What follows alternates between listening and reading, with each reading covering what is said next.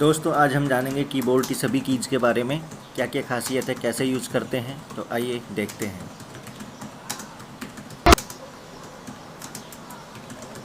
Escape की का प्रयोग किसी भी डायलॉग बॉक्स या पॉपअप विंडो से बाहर निकलने के लिए किया जाता है, यानी उसको कैंसिल करने के लिए किया जाता है। जैसे कि देखिए, मैं ये रन कमांड में ओपन किया मैंने, और अब मैं इसको बाहर जाना चाहता हूँ इससे, तो एस्केप किया तो ये देखिए ये हट गया यहाँ से। अब हम बात करेंगे इसके बाद F1 की। F1 की का प्रयोग हेल्प के लिए किया जाता है। विंडोज़ में आपको अगर किसी भी चीज़ की हेल्प चाहिए, अगर आपको कोई चीज़ समझ में नहीं आ रही तो विंडोज़ में आप हेल्प ढूंढ सकते हैं। उसके लिए आप F1 की का प्रयोग करेंगे। F1 की दबाता हूँ, देखिए मैं, और यहाँ पर हेल्प डायलॉग बॉक्स या हेल्प विंडो खुल करके आ गई है हमारे पास। अगली की बात करेंगे F2 की।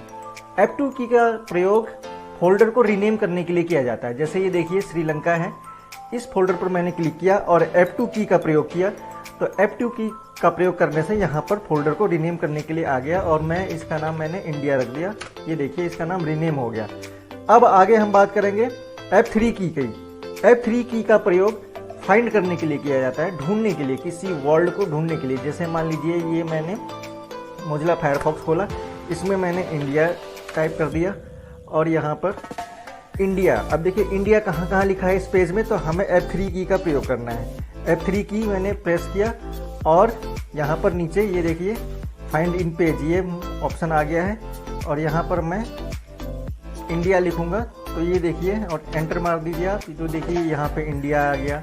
फिर नेक्स्ट करेंगे यहाँ से आप, ये सारे जितने भी हैं यहाँ से आप सर्च कर सकते हैं इंडिया कहाँ कहाँ पे। तो किसी पेज में कोई वर्ड ढूंढने के लिए हम F3 की का प्रयोग करते हैं।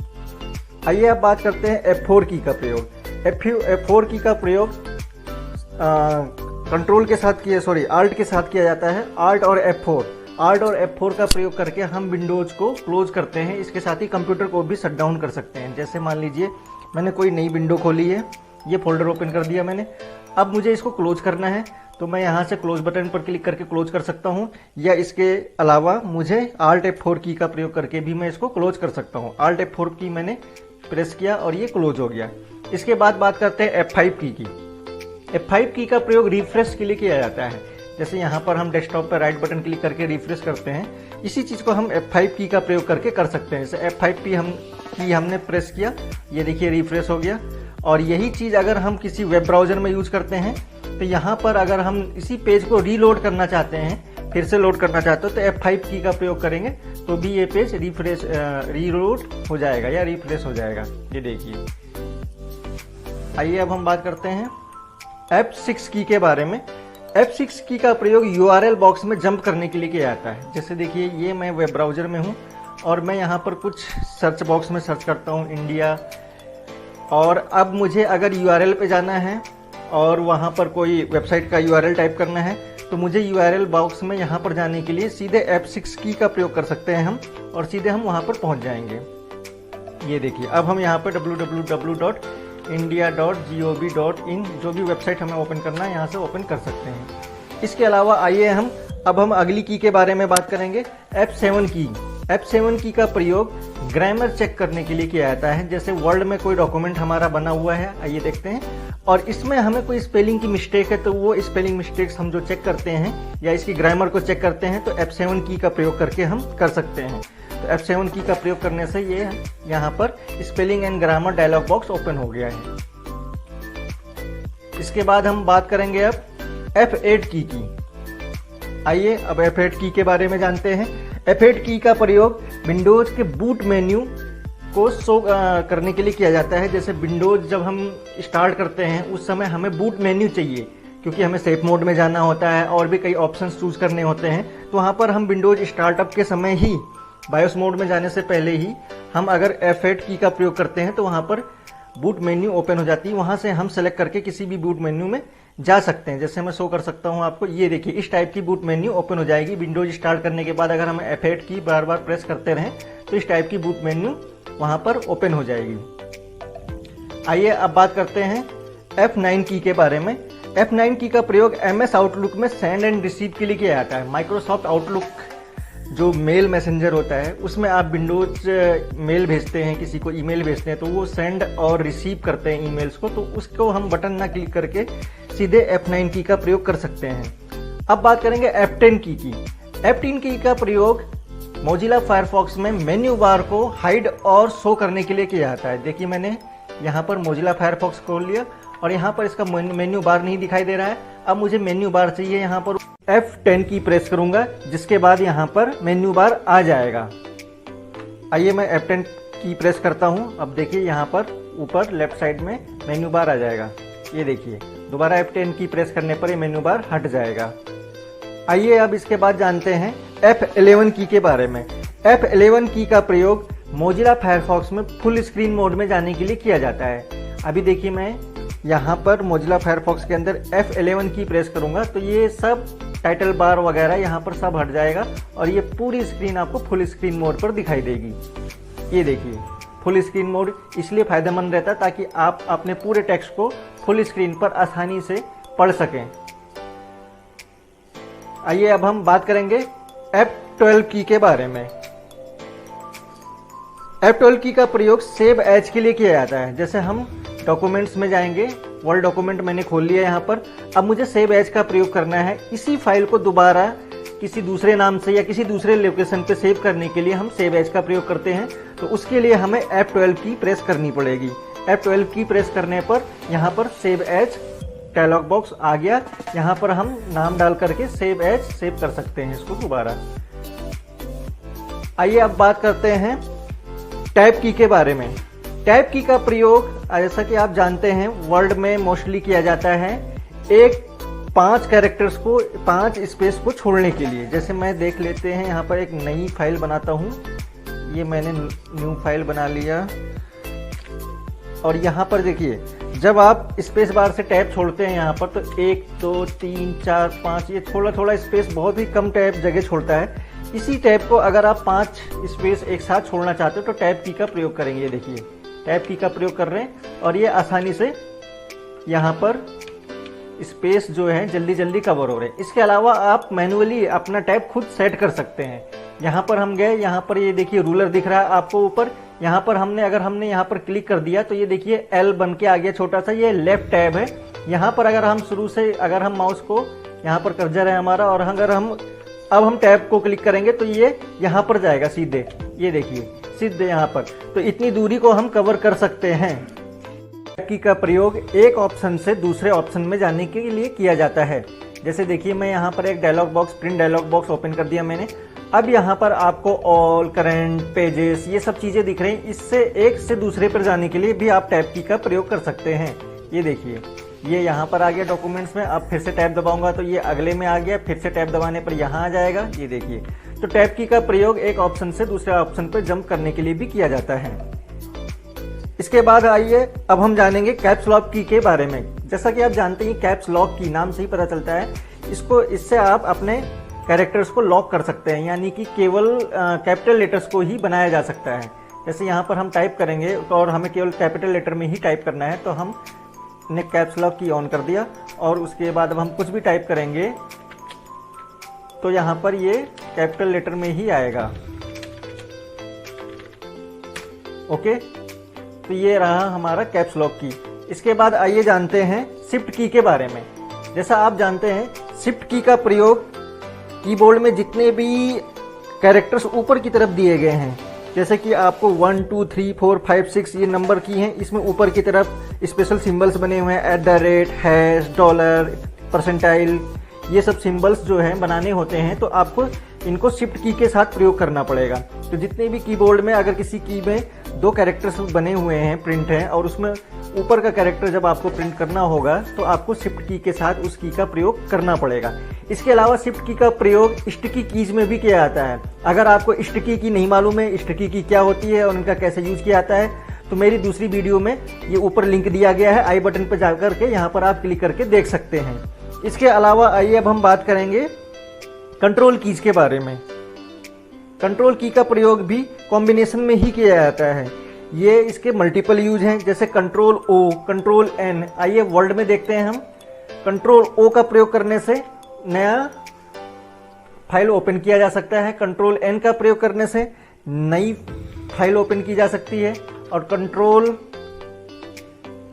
P का प्रयोग करने से प्रिंट डायलॉग बॉक्स ओपन किया जाता है। कंट्रोल के कई जगह पर जो यूज किए जा सकते हैं। इसके अलावा आइए अब हम बात करेंगे आल्ट की के बारे में। आल्ट की का भी प्रयोग कई जगह किया जाता है, मोस्टली कॉम्बिनेशन में ही इसका प्रयोग होता है। अब देखिए आल्ट की का प्रयोग हम मोस्टली एक अच्छा प्रयोग इसका ये है, आल्ट के साथ टैब की अगर हम दबाएंगे तो हमें एक विंडो से दूसरे विंडो में जंप कर सकते हैं, स्विच कर सकते हैं। एक विंडो से दूसरे विंडो में जाने के लिए आपको मैनुअली माउस का यूज ना करके यहाँ से नीचे टास्क बार से चूज नहीं करना पड़ेगा और सीधे आप आल्ट और टैब का यूज करके जा सकते हैं। ये देखिए आल्ट टैब से नए आगे किसी भी विंडो में हम जा सकते हैं। इसके बाद आइए जानते हैं स्पेस बार की के बारे में। स्पेस बार की का प्रयोग जैसे आपको पता ही है कि एक स्पेस, इसमें ब्लैंक स्पेस छोड़ने के लिए किया जाता है। इसके अलावा भी इसका एक यूज है जो शायद आपको नहीं पता हो, मैं बता देता हूँ। यहाँ पर जैसे देख लिया है आपने विंडो मीडिया प्लेयर ओपन किया है और अगर आप उसमें कोई फाइल प्ले करते हैं, मैं विंडो मीडिया प्लेयर पे ओपन करके दिखा देता हूँ आपको। ये विंडो मीडिया प्लेयर ओपन कर लिया है और यहाँ पर अगर हम कोई फाइल प्ले कर रहे हैं तो यहाँ पर अगर हम इसको यहाँ पर पॉज कर दिया हमने, तो इसको दोबारा प्ले करने के लिए अब हमें कीबोर्ड की माउस की जरूरत नहीं है। हम केवल कीबोर्ड के स्पेस बार की को दबा करके इसको ऑन कर सकते हैं और ऑफ कर सकते हैं, ऑन कर सकते हैं, ऑफ कर सकते हैं, ऑन कर सकते हैं, ऑफ कर सकते हैं। तो इस तरीके से स्पेस बार का प्रयोग यहाँ पर भी होता है। इसके बाद आइए जानते हैं कॉन्टेक्स्ट मेन्यू की के बारे में। कॉन्टेक्स्ट मेन्यू क्या होती है? अक्सर आपने देखा होगा जब हम राइट बटन क्लिक करते हैं किसी डायलॉग बॉक्स, किसी आर्टिकल पे, कहीं पर भी या किसी फोल्डर पर, तो उसकी एक उससे संबंधित उस पर क्या क्या काम परफॉर्म हो सकते हैं एक मेन्यू खुलती है जिसको कॉन्टेक्स्ट मेन्यू कहते हैं। तो यहाँ पर इंडिया फोल्डर पर अगर हम राइट बटन क्लिक करेंगे तो एक कॉन्टेक्स्ट मेन्यू खुल गई इसकी। यही चीज़ हम कीबोर्ड से भी कर सकते हैं। हमने इंडिया पर क्लिक किया, उसके बाद हमने यहाँ पर कीबोर्ड में राइट साइड में ये आल्ट के बगल में होती है और यहाँ पर हमने इसको प्रेस किया तो ये देखिए कॉन्टेक्स्ट मेन्यू सेम वहीं पर ओपन हो गई। आइए इसके बाद जानते हैं नई कीज की बात करेंगे, बैक स्पेस की एंड डिलीट की। एक्चुअली बैक स्पेस की का प्रयोग हम किसी सेंटेंस के लास्ट में जा करके मिटाने के लिए करते हैं। ये देखिए हम सेंटेंस के लास्ट में आ गए और अब हम इसको अगर प्रेस करेंगे तो ये देखिए सेंटेंस को मिटाते हुए ये चला जाएगा और ये यहाँ पर देख सकते हैं आप। अब हम इसको अगर हम डिलीट की का प्रयोग करना चाहते हैं तो हमें सेंटेंस के स्टार्ट में अपने कर्सर को रखना पड़ेगा और अब ये यहाँ से मिटाना शुरू करेगा। ये देखिए सेंटेंस को अगर आगे से मिटाना है तो डिलीट की का प्रयोग, और अगर हम सेंटेंस को पीछे से मिटाते हैं तो बैक स्पेस की का प्रयोग करना है। आइए अब हम बात करेंगे इंसर्ट की के बारे में। इंसर्ट की का प्रयोग आपने बहुत ही कम किया होगा। एक्चुअली कई बार आपसे इंसर्ट की का प्रयोग अपने आप हो जाता है और आपको पता भी नहीं चलता है। ऐसा होता है जब आप कीबोर्ड पे काफ़ी तेज़ी से टाइपिंग करते हैं तो उस समय आपकी उंगलियां जल्दी से चलते चलते कहीं ना कहीं आपका इंसर्ट की भी प्रेस हो जाता है और आपको समझ में नहीं आता, तो आपके उस समय कुछ दिक्कत सी होने लगती है टाइपिंग में। लेकिन एक्चुअली इंसर्ट की का सही प्रयोग आज हम देखेंगे। इंसर्ट की में क्या होता है, जैसे देखिए अगर हम यहाँ पर आई लिव इन इंडिया लिखा हुआ है, इसमें अगर हम यहाँ पर कुछ और चीज़ इसके आगे ऐड करना चाहते हैं तो अगर हम नॉर्मली ऐड करना चाहते हैं तो देखिए इसको हम ऐसे ऐड करेंगे, हेलो हाउ आर यू।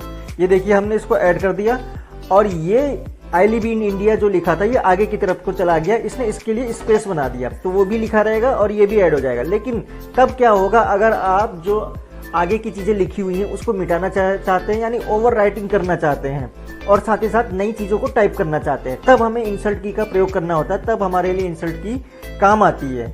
जैसे आइए अब हम देखते हैं इंसर्ट की का यहाँ पर हमने प्रयोग कर लिया है। इंसर्ट की मैंने प्रेस कर दी है। अब देखिए अगर अब मैं वही चीज़ लिखूंगा तो क्या होता है, HELLO hello how are you. अब देखिए इसने अपनी जगह ले ली और आगे की चीज़ों को मिटा भी दिया, यानी ये ओवर टाइप करने के लिए प्रयोग होता है। होम की और एंड की के बारे में। होम की क्या होती है एक्चुअली दोस्तों, जब भी हम किसी लाइन के फ्रंट में एकदम आगे जाना चाहते हैं तो हम होम की का प्रयोग करेंगे और जब भी हम किसी लाइन के एंड में जाना चाहते हैं तो एंड की का प्रयोग करेंगे। इससे हम तुरंत जो है होम में या एंड में आ सकते हैं। जैसे अभी देख लीजिए मैंने यहाँ पर कर्सर राइट लाइन के बिल्कुल लास्ट में रखा है और अब मुझे एकदम यहाँ पर आगे आना है लाइन के, तो अब मैं होम की का प्रयोग करूंगा। होम की दबाते ही ये देखिए आपका कर्सर एकदम फ्रंट में आ गया। अब सीधे इसके अपोजिट आपको लास्ट में जाना है तो एंड की का प्रयोग कीजिए और आप एकदम लास्ट में आ जाएंगे। अब मैं एंड की दबा रहा हूँ और ये देखिए कर्सर एकदम लास्ट में आ गया। तो ये होती है होम की और एंड की। इसके बाद अब बात करेंगे पेज अप और पेज डाउन के बारे में। दोस्तों पेज अप और पेज डाउन क्या होता है? एक्चुअली पेज अप का प्रयोग होता है पेज को ऊपर ले जाने के लिए, पेज डाउन का पेज को नीचे ले जाने के लिए। अगर आपके डॉक्यूमेंट्स में मल्टीपल पेजेस हैं तो आप उस चीज में दूसरे पेज में या उससे नीचे के पेजों में पेज डाउन का प्रयोग करके आ सकते हैं बहुत ही जल्दी और पेज अप का प्रयोग करके जा सकते हैं। जैसे मैं करके दिखाता हूँ यहाँ पर मैं, और नए डॉक्यूमेंट्स नए इसमें पेजेस बना लेता हूँ, जिसके वजह से आप देख लीजिए यहाँ पर मैं ये दूसरा पेज आ गया, इसको मैं पेज 2 लिख देता हूँ। यहाँ पर पेज 2, नेक्स्ट पेज 3। अब देखिएगा ये पेज 3 है, कर दिया मैंने। अब मैं अगर यहाँ से होम पेज अप की का प्रयोग करूंगा तो ये देखिए कहाँ जाता है, पेज अप दूसरे में आ गया, फिर पेज अप ये तेजी से ऊपर आ रहा है। पेज डाउन का प्रयोग करूंगा तो पेज नीचे की तरफ को आएगा ये तेजी से। ये होता है पेज अप और पेज डाउन का प्रयोग। इसका प्रयोग एक्सेल में भी किया जा सकता है, एक्सेल शीट्स में भी किया जा सकता है पेज अप और पेज डाउन का। ये देखिए पेज अप और पेज डाउन का प्रयोग। इसके अलावा अब हम बात करेंगे नई की कर्सर कंट्रोल कीज के बारे में। कर्सर कंट्रोल कीज जैसा कि आप जानते ही होंगे, इसको मोस्टली गेम्स में प्रयोग किया जाता है ताकि आप गेम में लेफ्ट अपने कैरेक्टर्स को लेफ्ट राइट अप डाउन ले जा सके, मूवमेंट करा सके। और एक्सेल में भी बड़ी आसानी से इसका प्रयोग किया जा सकता है, राइट लेफ्ट अप डाउन अपने सेल को चूज करने के लिए इधर को भी हम इसका मूवमेंट करा सकते हैं कर्सर कंट्रोल कीज के द्वारा। इसके बाद आइए अब बात करते हैं प्रिंट स्क्रीन की। एक्चुअली प्रिंट स्क्रीन की का प्रयोग हम जो भी डेस्कटॉप पर दिखाई दे रहा है, जो भी हमारी स्क्रीन पर दिखाई दे रहा है, इन चीज़ों का स्क्रीनशॉट लेने के लिए करते हैं। जैसे आपके मोबाइल में कोई भी चीज़ हम स्क्रीनशॉट लेते हैं, ऐसे ही यहाँ पर कंप्यूटर स्क्रीन पर जो भी चीज़ दिखाई दे रही है आपको, उसका स्क्रीनशॉट लेने के लिए प्रिंट स्क्रीन का प्रयोग करते हैं। स्क्रॉल लॉक और नम लॉक कीज के बारे में।